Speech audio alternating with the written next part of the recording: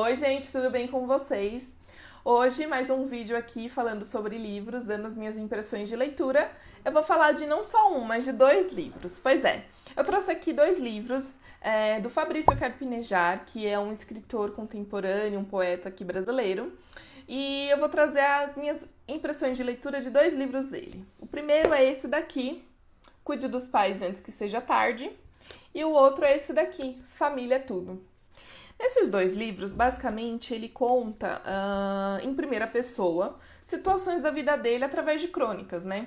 Então, principalmente nesse primeiro que eu mostrei, ele vai contar crônicas da vida dele, do cotidiano, em vários momentos e várias situações, sendo ele filho. Então, ele vai colocar aqui muitos momentos dele se percebendo que ele não é mais só o filho dos pais dele, ele passa a ser pai dos pais dele. Por que isso? Porque ele chega numa idade em que os pais já estão idosos e requer uma série de cuidados e que ele precisa cuidar deles como se fossem filhos, né? Precisa levar ao médico, precisa cuidar para ver se eles estão tomando os medicamentos no horário, se eles estão se alimentando no horário. É muito interessante isso porque os pais têm todo esse cuidado com ele, com a família dele. Só que ele se percebe numa situação que ele também precisa ter esse cuidado com os pais. Daí vem o título, né? Cuido dos pais antes que seja tarde. Porque ele vai passando por algumas situações aqui em que os pais começam a se perceber idosos, começam a perceber que estão perdendo pessoas que eles amam, estão perdendo irmãos, estão perdendo amigos.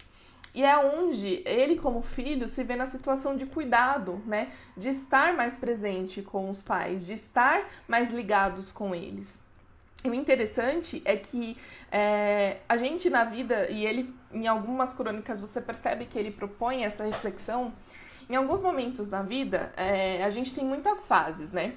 E uma das fases é a gente se perceber um ser humano diferente dos nossos pais. A gente passa a ter os próprios gostos, a própria vida, a própria rotina. E isso acaba nos afastando um pouco dos nossos pais. E quando a gente se vê afastado, a gente acaba se esquecendo de que a família é muito importante. E aí é onde você se percebe na situação em que ele se encontra, principalmente nesse primeiro livro aqui, onde ele propõe essas crônicas, de estar mais ligado aos pais, de perceber que os pais passam a precisar dos cuidados que antes eram eles que davam para ele, né, como filho. Agora ele está se vendo numa situação oposta. E nesse momento onde você percebe que é necessário você ter mais cuidado com os seus pais, você se reaproxima deles. E aí você passa a perceber que é isso que faz a diferença na vida deles. É esse o cuidado, esse o carinho que faz com que eles continuem a vida da melhor maneira possível, né? Então esse primeiro livro basicamente fala sobre isso, né? São crônicas aqui do cotidiano, da vida do dia a dia, em que ele se pega refletindo sobre esse momento da vida em que ele está, como adulto, né? Já homem feito, com família e tudo mais, nessa posição de cuidado com os pais dele. E não bastando de ainda assim receber todo o cuidado e todo o carinho que os pais, que a vida inteira vão fazer por nós, né? Então ele se percebe nessa situação. Já no Família é Tudo, ele é um pouquinho mais abrangente, porque ele não fala só dessa relação de pais e filhos, fala também na relação de família como um todo, né? E basicamente o que ele quer mostrar aqui dentro dessas crônicas, com as reflexões que ele propõe, é justamente a gente perceber o quanto a família é importante, porque em meio a qualquer problema da nossa vida, são os nossos familiares que vão estar lá, né? São a nossa família, a nossa base, as pessoas que nos deram a estrutura de vida que vão estar lá nos momentos bons e nos ruins. Então, às vezes a gente reclama muito das famílias, né? A gente fala, mas meu pai é isso, mas minha mãe é aquilo. A gente tende a reclamar muito do jeito que eles são. Só que ele fala, inclusive, é a contracapa desse livro, que a gente nunca vai ter tempo para a gente se despedir direito. Então, o que a gente tem que fazer é caprichar nos encontros imperfeitos. Essa aqui é a contracapa do livro, e inclusive ele que gosta de escrever em guardanapos e postar no Instagram, tem essa postagem já, né, no Instagram dele, em guardanapos, porque essa é a proposta, né, desse livro. É a gente perceber que a gente não vai ter como se despedir das pessoas adequadamente, a gente não sabe o que pode acontecer amanhã. Qualquer um de nós está sujeito a passar por situações ou até mesmo não estar mais aqui amanhã, porque para morrer basta estar vivo, né? Eu não quero ser mórbida nessa resenha, muito pelo contrário. Mas o que eu quero propor e o que o autor quis propor com esse livro é essa reflexão de que a gente tem que parar de querer que tudo seja perfeito, de que você precisa, por exemplo, para encontrar seus pais, você precisa de um mega evento, ou você precisa de marcar um jantar num restaurante top. Não, não precisa. Pelo contrário, os seus pais vão ficar muito mais felizes se você passar um sábado à tarde sem avisar, com pão quentinho da padaria, só para tomar um café com eles. Por mais que você não tenha assunto, por mais que não tenha o que falar, eles vão ficar felicíssimos em receber sua companhia. Então é isso que ele propõe, é a gente colocar a nossa família no lugar onde ela deveria estar, que é muito importante. Família é tudo, são eles a nossa base, é para eles que a gente tem que dar o nosso sacrifício, por mais chato que seja. Eu sei que tem familiares que às vezes falam demais, ou que, enfim, mas são a nossa família, a gente precisa cuidar deles da mesma maneira que eles sempre cuidaram e cuidarão da gente. E para encerrar esse vídeo, eu quero ler para vocês 2 das crônicas, uma de cada livro, que foram crônicas que me fizeram refletir muito, me fizeram pensar muito e, mais legal, que é a proposta desses 2 livros, é você se perceber em alguns desses momentos em que o autor esteve, sabe? Isso é o mais engraçado, é o mais interessante dessa leitura. Então, desse livro aqui, Cuide dos Pais Antes que Seja Tarde, essa crônica foi uma das melhores, eu amei essa crônica. Nada é capaz de despertar tanta alegria à minha mãe como potinhos. Ela é a rainha dos potes, não joga nenhum fora. Mantém uma riqueza paralela sob a forma de plástico. Compra vários suportes transparentes no supermercado e ainda reaproveita as embalagens de sorvete e de margarina.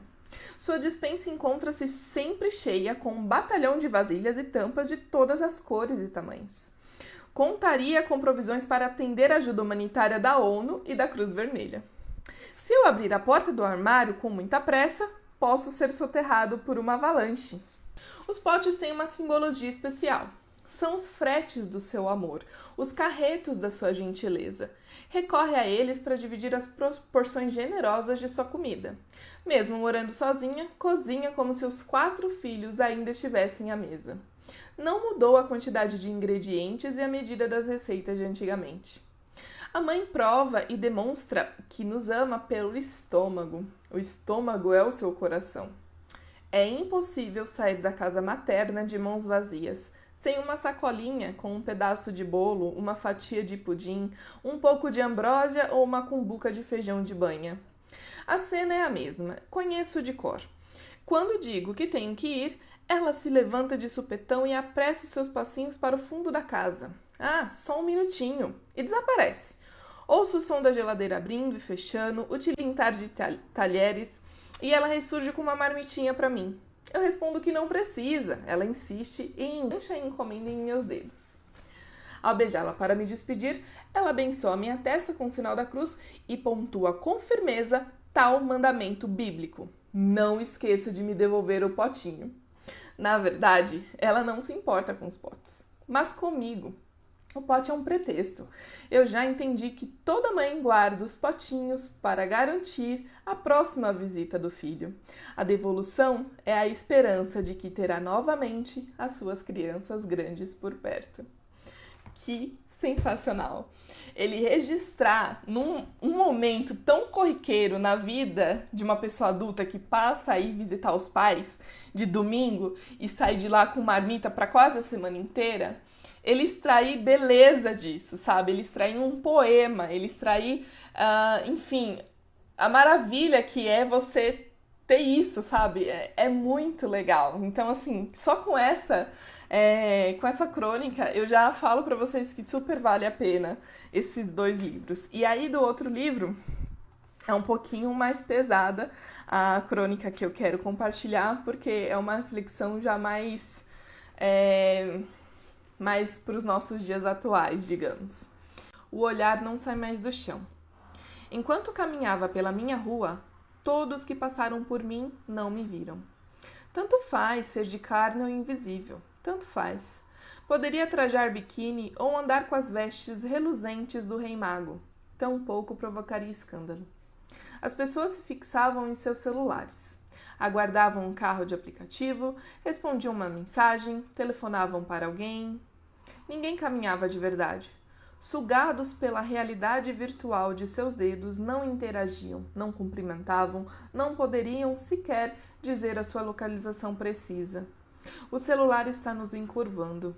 Não duvido que retomemos a postura dos primatas. Não observamos o alto dos prédios, os formatos das nuvens, a posição das estrelas.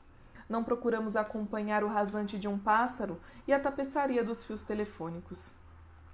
Não espiamos se há ninhos nas árvores e casinhas de João de Barro nos postes de luz. Não definimos pelo horizonte avermelhado se o sol vai permanecer na manhã seguinte. A bússola morreu dentro do relógio. O que vale são números digitais. Poucos conhecem as horas pelos ponteiros. As crianças não estão mais se situando pelas constelações. Algumas desconhecem até as fases da lua. Não procuramos mais Órion e o Cão Maior. Não mais nos surpreendemos com as Três Marias.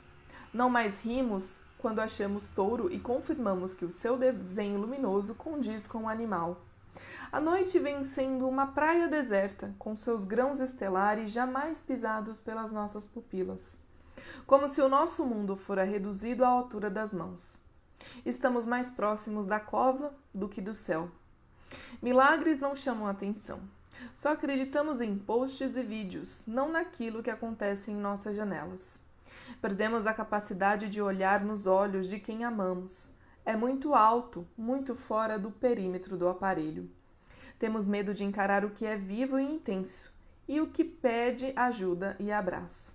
Olhar nos olhos é dizer alguma coisa, é romper a vaidade dos nossos casulos. Desaprendemos a nos reconhecer no outro. Somos distantes, mesmo próximos. A selfie é o nosso espelho, não mais o amor. E é essa a proposta desses 2 livros. E é isso, gente. Muito obrigada por todo mundo que assistiu até aqui. Não esqueça de deixar aquele curtir para me ajudar na divulgação. Muito obrigada e até mais. Tchau, tchau!